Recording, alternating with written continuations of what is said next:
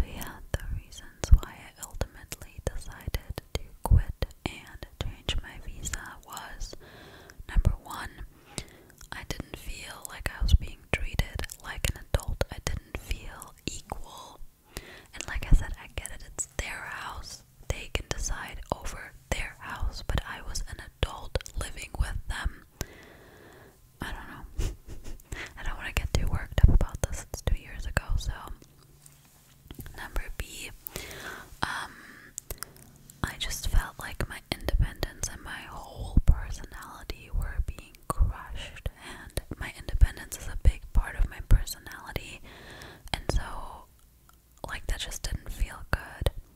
And number C, my mental health was going to trash, and that was probably one of my worst times mental health wise.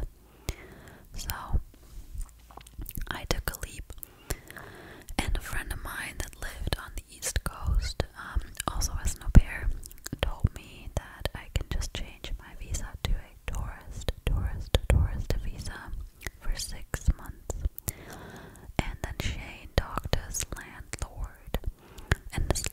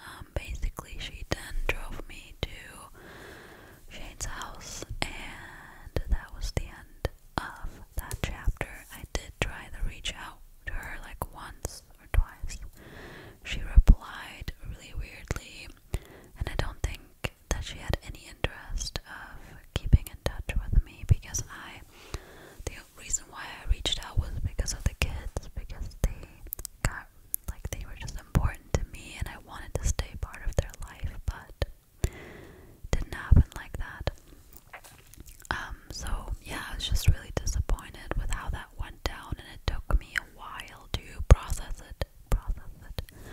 Because I came to the US because I wanted to have like a second family on the other side, and I wanted to have all that like exchange student experience, like the positive experiences, but unfortunately it just didn't go that way for me. I'm okay now. I'm okay with it now, obviously. I've learned a lot about like my own independence and my priorities in life from that experience. But yeah, so she basically drove me there, and then I started living with Shane and his back then best friend. And that's a whole lot of other story that I'm gonna tell you next time. We all lived in one room together. Our landlord was really